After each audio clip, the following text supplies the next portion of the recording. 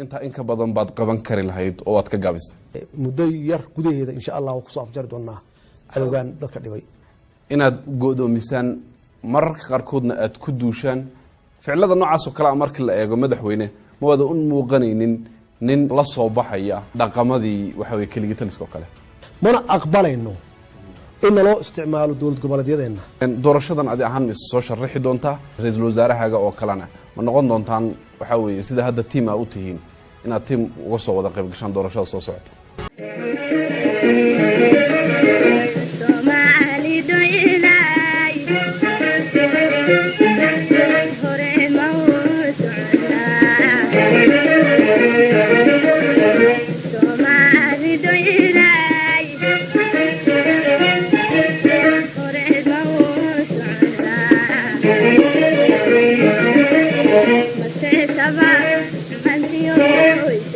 dawladnimadu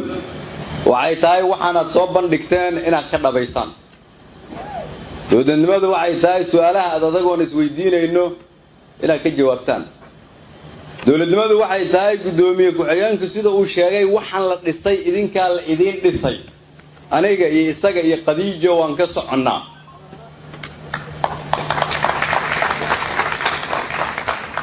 haddii lagu ciyaarayo idinka la idinkaga ciyaaraya hadday hagaagaan idinkay idin hagaagayaan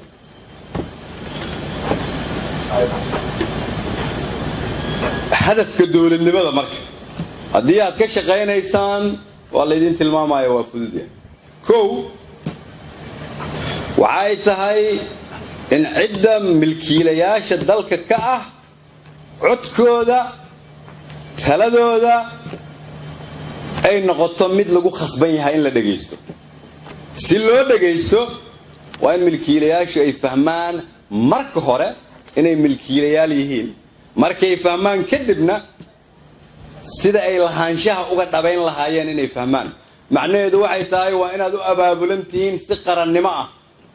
waa inaad u abaabulan tihiin si mustaqbalka ku salaysan waa inaad u abaabulan tihiin si aad